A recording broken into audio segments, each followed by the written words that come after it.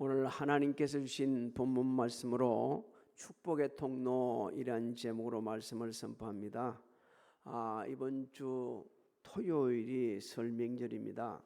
아마 우리 성도님들 고향에 가신 분들이 많을 건데 하나님 앞에 기도하면서 또 안전하게 그리고 행복하고 건강한 명절을 보내시기를 주의 이름으로 소망합니다.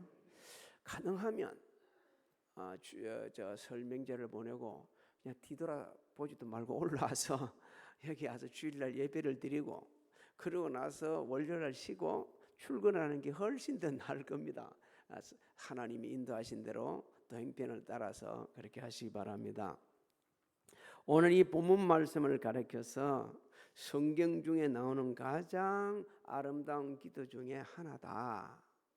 또 어떤 성경학자들은 하나님의 백성들을 향하신 여호와의 기도다, 이렇게 말씀하고요. 또 이 본문 말씀을 가지고 어떤 목사님들은 축도를 하기도 합니다. 전혀 잘못된 건 아니죠.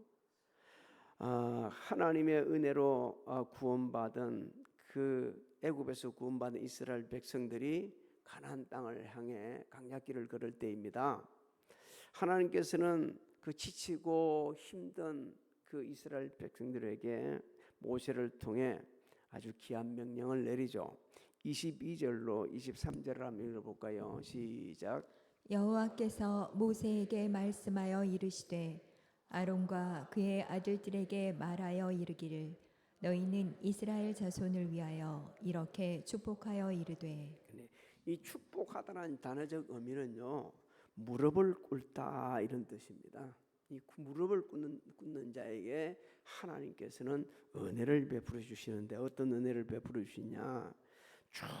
충만한 생명이 솟아나게 하시고 또 우리가 사는 동안 다양한 삶의 여정에서 만나는 일들을 어떻게 처리하고 어떻게 잘 감당할 수 있는 이 직무를 수행할 수 있는 능력까지 주시는 것이 이 축복하다는 말씀 속에 포함이 되어 있습니다. 그래서 하나님께서는 이 모세에게 아론과 그 아들들을 통해서 이스라엘에게 축복하라 이렇게 말씀하고 있지 않습니까? 이 축복을 지금 우리에게 말씀하는 거예요. 우리를 통해서 우리가 축복의 통로가 되라. 오늘 오신 분들이 다 축복의 통로가 되시기를 주의 이름으로 소망합니다. 여러분, 하나님께 주시는 복은 어떤 복인가? 일시적인 게 아닙니다. 아주 지속적이고 영원한 복입니다. 그래서 고대 근동사회에서 누가 다른 사람에게 축복한다 이렇게 하는 거는요, 말만 드러나는 게 아니에요. 그 삶에 영향력을 끼치는 겁니다. 진짜 획기적인 변화가 일어나도록 영향력을 끼쳐주는 것, 이걸 축복한다. 우리는 주님의 이름을 축복합니다 끝나죠, 그러죠. 근데 그 삶에 영향력을 끼치는 거예요. 그래서 우리 모두에게 하나님께서는 사는 동안 니만 살라고 발버둥 치지 말고 다른 사람들의 삶에 선한 영향력을 끼치는 그런 삶을 살아라 이렇게 우리에게 말씀하고 있는 겁니다. 왜 그렇게 살아야 되는지 여러분 27절을 한번 읽어볼까요? 27절 시작. 그들은 이같이 내 이름으로 이스라엘 자손에게 축복할지니 내가 그들에게 복을 주리라. 하나님께서 복을 주시기를 원하신다는 거예요. 복을 주시는데 사람을 통해 역사를 하시는 거예요. 내 이름으로 이스라엘 자손에게 축복하라고 하시죠. 내 이름을 이스라엘 자손들 위에 둘 것이다 이런 뜻입니다. 그러니까 하나님의 백성들 모든 사람들이 복을 받기 위해서는 하나님 이름 아래에 있어야 한다 그렇게 말씀하는 거예요. 왜? 하나님께서만 우리에게 복 주시는 분이니까. 하나님이 주시는 복은 조금 전에도 말씀드렸죠. 일시적이 아니고 세상이 주는 것과는 전혀 다릅니다. 영원한 복이고 생명을 주시는 복이고 변하지 않는 복이고 차별이 없이 주시는 복입니다. 그렇기 때문에 우리는 이 축복의 통로가 된다는 그런 대단히 큰 일을 하는 게 대단히 위대한 일을 하는 겁니다. 그래서 하나님께 주시는 복을 누리려고 한다면 하나님 이름 아래에 있어야 된다는 거예요. 이걸 바꿔 말하면 이런 뜻이죠. 하나님을 전적 의지해야 된다는 겁니다.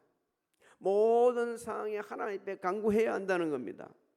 그럴 때 하나님께서는 세상이 주지 않는 우리에게 큰 복을 허락해 주신다. 지치고 있는 자들에게 생명력이 넘치게 하고요, 또 다른 사람에게 선한 능력을 행할 수 있는 능력을 주시고요, 어떤 상황이 딱 생기면은 막 방황하거나 두리번하는 것이 아니고 그것을 딱 대처할 수 있는 그런 능력을 우리에게 주시는 겁니다. 자, 하나님께서는 얼마나 우리에게 복을 주시를 원하시는지 24절을 한번 읽어볼까요? 시작. 여호와는 내게 복을 주시고 너를 지키시기를 원하며. 그렇습니다. 복을 주시고 지키시기를 원하신다. 여러분, 우리 하나님께서는 우리의 모든 필요를 채워주시고 있습니다. 또 우리를 보호해주고 있습니다. 우리는요, 하나님의 공급하심 없이, 보호하심 없이 하루도 살아갈 수 없는 존재들이에요. 눈 깜박 사이 그야말로 어떤 일이 우리에게 있을지 모릅니다. 그런 상황에서 하나님께서 매일매일 우리를 지키시고 보호하시기 때문에 우리가 하루하루 살아가고 있는 거예요. 목사님 아니에요, 나 열심히 살았기 때문에 사는 거지 하나님 무슨 보호하는 거 못 느끼세요? 우리가 못 느낄 뿐이지 하나님 우리 곁을 떠나지 않으십니다. 언제나 보호해 주시고 있어요. 그래서 우리는 그 하나님을 찬양해야 됩니다.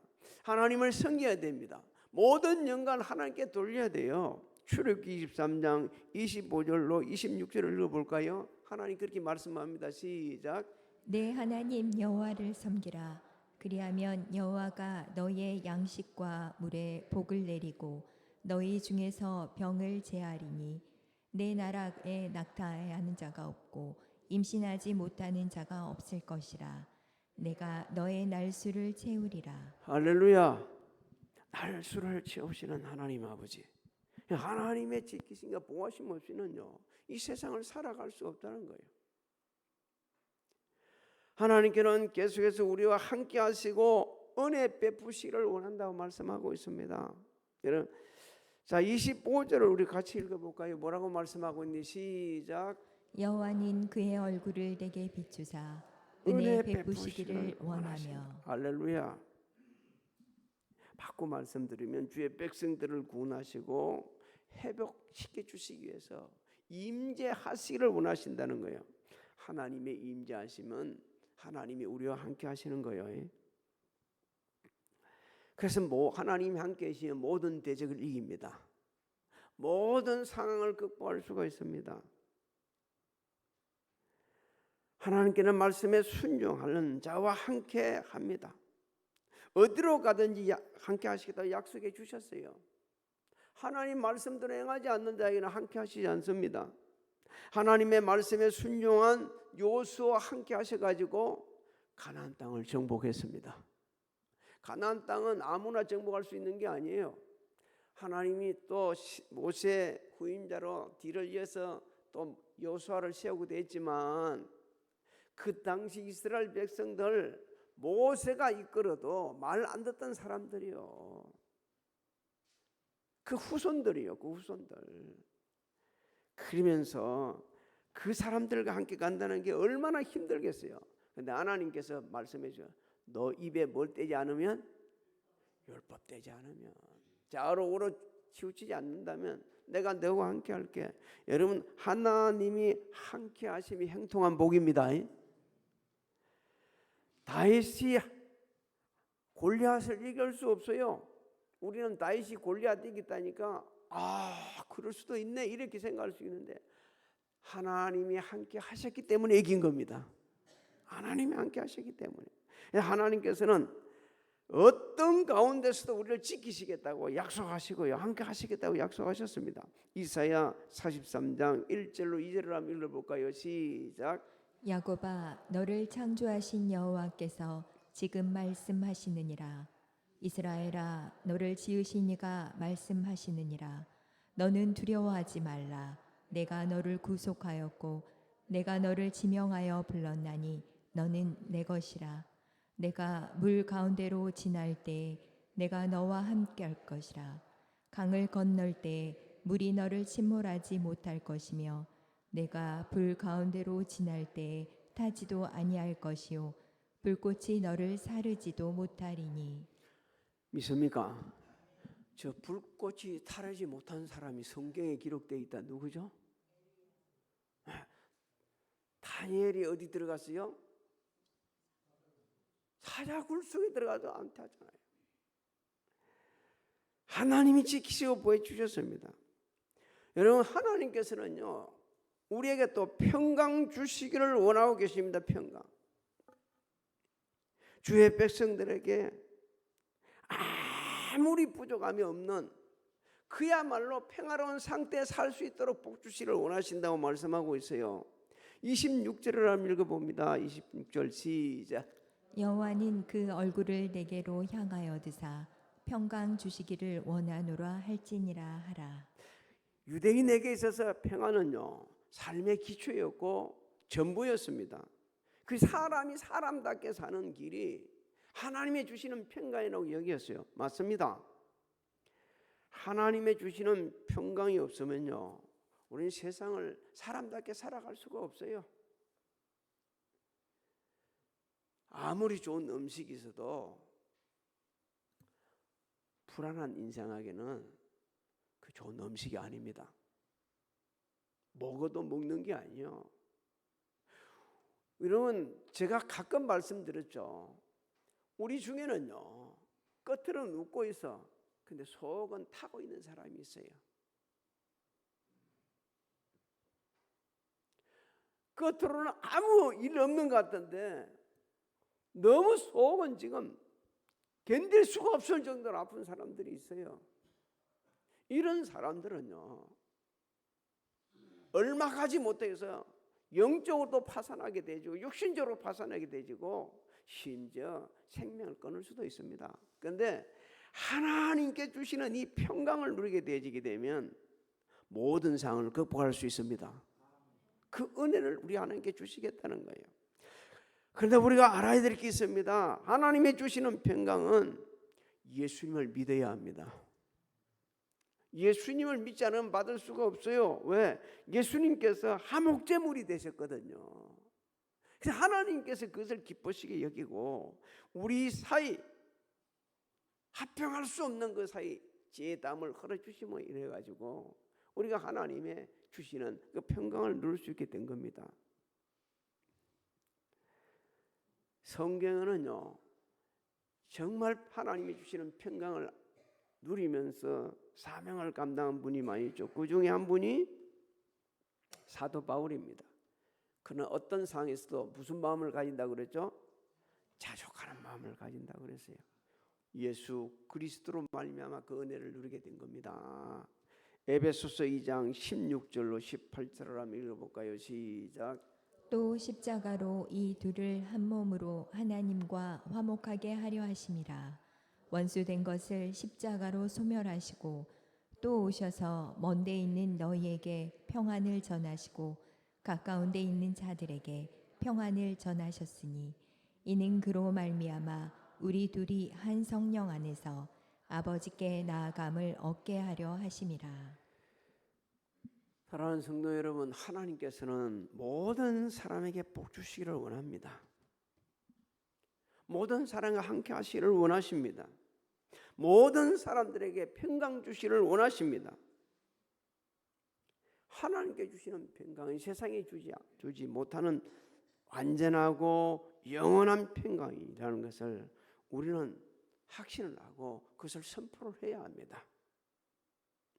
이번 설 명절에 우리가 모든 사람들에게 축복의 통로가 되려면 어떻게 해야 될 건가? 하나님께서 이렇게 말씀해 주셨다면 이걸 우리에게 적용을 한번 해보자는 거죠. 견고하고 신실한 신앙으로 무장을 해야 합니다. 하나님을 절대로 믿는 성숙한 믿음, 이 믿음이 겸비되어야만이 어떤 상황에서 축복의 통로가 될 수가 있는 겁니다. 성숙한 신앙을 소유한 성도는 하나님을 경외합니다. 하나님 말씀에 순종합니다. 그리고 선한 청지기 자세로 교회 공동체, 주변 모든 사람들, 가정, 직장 사업장에서 선한 영향력을 끼치게 되지는 거예요. 하나님의 말씀을 절대로 믿고 순종하며 믿음으로 순종하여 갈 바를 알지 못하고 떠난 아브라함, 그 후손들에게도 축복의 통로가 되었고 온 세계 만민에게도 축복의 통로가 되었다고 성경은 말씀해 주고 있습니다. 갈라디아서 3장 14절을 한번 읽어봅니다. 시작.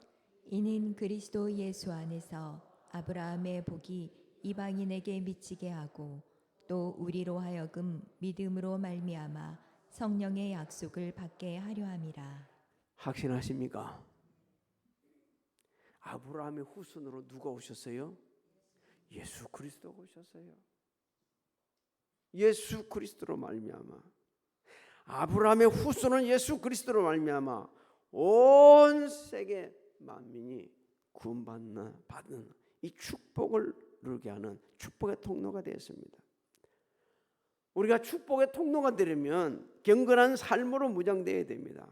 하나님께서는요 어느 시대나 경건한 자를 통해서 축복의 통로로 삼으셨어요. 그리고 많은 사람들에게 은혜로운 영향을 끼치게 하셨어요. 그 중에 한 사람이 고넬로입니다. 로마 백부장이었어요. 성경이 이렇게 그분을 대해서 말합니다. 경건하여 온 지방과 더불어 하나님을 경외하는 자다. 백성을 많이 구제하였다. 하나님 앞에 항상 기도하였다. 그렇게 말합니다. 하나님께서는 천사를 보내셔가지고 네 기도, 네 구제 연락됐다. 요바에 있는 베드로에게 사람을 보내서 그를 초청해라.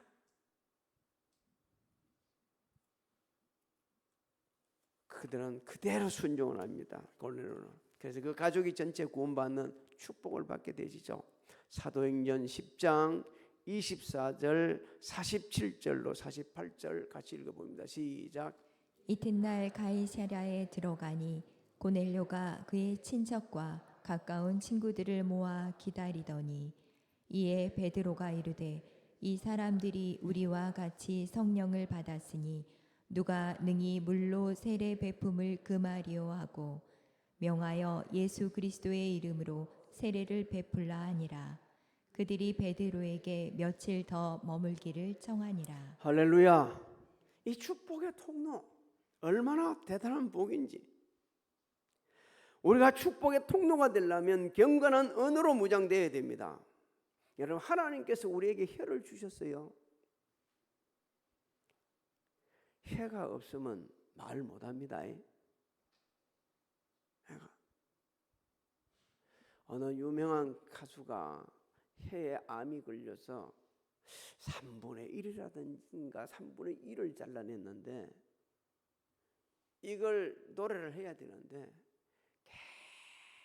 계속 연습을 해가지고 또 연습을 해가지고 노래를 불러서 사람들이 얼마나 박수 갈채를 보냈는지 몰라요.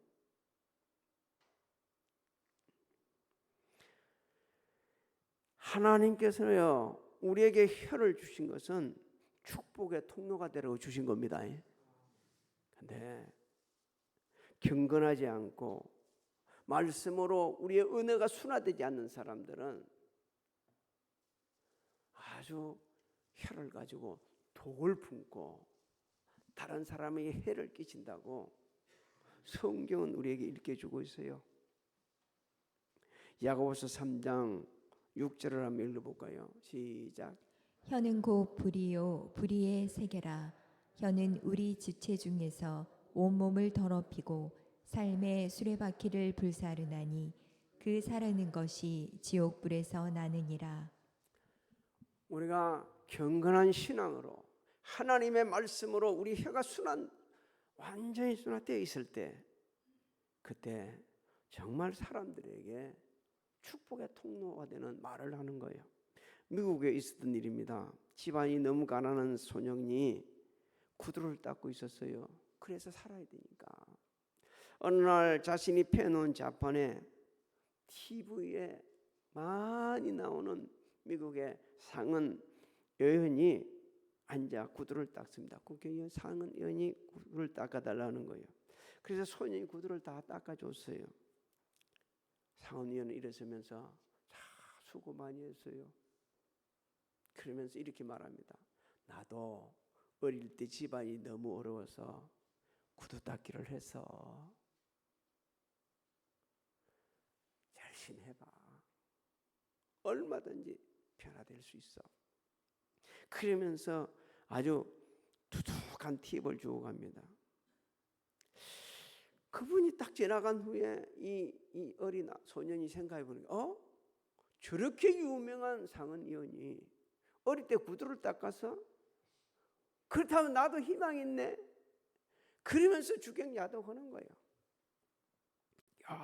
열심히 공부를 하고 일도 하고 해가지고 나중에 유명한 심리학자가 됩니다. 그분이 웨인 오체라는 분입니다. 우리가 말이 얼마나 중요한지. 이번 명절에 우리가 축복의 말로 모든 사람이 은혜를 끼치려면 때에 맞는 말을 해야 합니다. 성경에 그렇게 말하고 있습니다. 때에 맞는 말. 그래야만이 진짜 기쁨을 얻는다. 힘들고 어려운 자에게 소망을 주는 말을 해야 된다. 그리고 소금치듯 말해라. 그러면 이게 축복이 되는데 우리가 말을 함부로 해가지고요. 교회 안에서 사회 밖에서 사회에서 여러 가지 사람관계에서 말을 함부로 해가지고 심각하게 상황이 어렵게 되는 경우가 너무 많이 있는 겁니다. 부모 자식 간에도 등을 돌리는 경우가 많아요. 골로새서 4장 6절을 한번 읽어볼까요? 시작. 너희 말을 항상 은혜 가운데서 소금으로 맛을 냄과 같이 하라. 그리하면 각 사람에게 마땅히 대답할 것을 알리라. 축복의 통로가 되려면 모든 사람과 할 수 있는 대로 화목해야 합니다. 교회 성도들, 형제, 친인척, 주변 모든 사람과 화목해야 되는데 우리가 사는 것이 평안할 때는 다 넘어가요. 그런데 조금 어렵고 힘들 때 보게 되면 그 사람의 모습이 나온다. 하나님은 언제나 변함없이 우리를 사랑해 주셨습니다. 믿습니까? 우리는 그 은혜를 잊지 말아야 돼요. 할 수 있는 대로 할 수 있거든. 너희로서는 모든 사람과 더불어 화목하라 하셨어요. 모든 사람과 더불어 화목하지 못하게 되지면 축복의 통로될 수 없어요. 왜? 그 사람만 딱 보는 순간에도 사람들이 화목하려고 하는 게 아니라 피해버리고요. 인상 찌푸리게 되지고요. 생각지도 잊어버리고 있던 것들도 막 이리 올라오고 그렇게 된다고 사람들이 얘기를 하고 있습니다. 얼마 전에 어떤 분이 와서 저한테 그랬어요. 잊어버리고 있는데 말이야. 가지고 또 그러니까 이거 견딜 수가 없을 정도로 힘들었다고 얘기를 해서 그래서 제가 얘기했습니다. 그게 썬뿌리요. 그 전남대 교수가 얘기해 준 걸 얘기해 줬습니다. 전남대 교수는 의대 교수였는데 이 썬뿌리가 우리한테 있으면요. 내가 평생 미워했던 그 사람이 세상을 떠나도 그 사람만 생각하면 그냥 좌절한다는 거예요. 이게 네가 먼저 용서해라.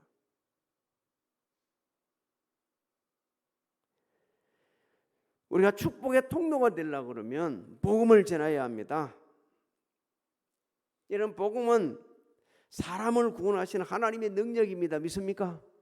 제가 얘기하는 게 아니고 성경에 그렇게 기록되어 있어요. 그래서 복음 전파는요, 마귀 자녀가 하나님 자녀가 되게 합니다. 지옥 갈 사람을 천국 가게 합니다. 영원히 죽을 자를 영원한 생명을 얻게 합니다. 이보다 더 좋은 일이 어디 있어요? 이보다 더 큰 축복의 통로가 있어요. 우리는 축복의 통로 그러면 뭘 많은 것을 주는 것으로 생각하고 있는데, 물론 많은 것을 줘서 살아날 수 있도록 하면 좋죠. 그래 안 할지라도 말 한마디를 가지고도 축복 통로가 될 수가 있습니다. 일상생활 가운데서도 축복의 통로가 될 수가 있어요. 지치고 힘든 상황 속에서도 우리가 다 축복의 통로가 얼마든지 될 수 있는 일이 너무 많아요. 저는 우리나라 사람들 그 한때에 TV에 성공했던 사람들을 시리즈로 사람들을 이제 이게 매줬어요. 어떤 사람은 이 손톱깎이 이걸 가지고 성공했는데 거의 내가 가져 있는 현금은 그 당시에 이런 얘기했어요. 그분이 그랬어요. 현금은 많지는 않지만 아마 정중 회장님이 갖고 있는 돈만큼은 나도 있는 것 같다고. 소매끼리 이거 해가지고 미안합니다. 손톱깎이 이걸 해가지고 그랬어요. 근데 그 많은 사람 중에 지금까지 내 가슴에, 여러분 말도 했지만 지금까지 내 가슴 속에 남아서 자꾸 얘기하는 분이 있는데 송학식품 사장님입니다. 그분은 고마울 줄 아는 분이 있었어요. 자신이 힘들고 지치고 있을 때 꽃 같은 업을 하는 분이 밀가루 500푸대를 싣고 와가지고 젊은 사람이 이렇게 쓰러지면 되겠냐, 나 한번 살아봐. 그래서 그걸로 일어서가지고 가장 힘들 때 그분은 그 회사를 잘 키워서 사회 구제를 많이 했습니다. 축복의 통로가 많이 됐습니다. 지금도 그 기업이 있는지 없는지 모르겠지만 제가 제2 공장을 지었을 때 그분하고 통화를 한번 해본 적이 있어요. 사랑하는 성도 여러분, 세상에는요 이름도 빛도 없이 축복의 통로로 살아가는 사람 너무 많습니다. 우리 사랑하는 성도님들이 이번에 명절뿐만 아니고 남은 인생을 축복의 통로가 되셔서 우리 잊어버리고 있는데 어떤 사람이 와가지고 그때 그 말 한마디 때문에, 그때 그 도움 때문에 내가 오늘 이렇게 되었노라고 하는 많은 사람이 찾아올 뿐 아니라 하나님께 영광 돌리며 여러분의 삶도 행복하기를 주님의 이름으로 축복합니다. 축복합니다. 지금은 우리 주 예수 그리스도의 은혜와 하나님 아버지의 만거하신 사랑하신가, 성령님의 감화감동 교통의 역사하심이 성전에서, 가정에서 각자 위치에서 예배드린 사랑하는 성도들 머리에와 가정, 직장, 사업장, 자녀들, 진행하는 일들, 우리 교회, 대한민국 위에 지금으로부터 영원토록 함께 하실지어다.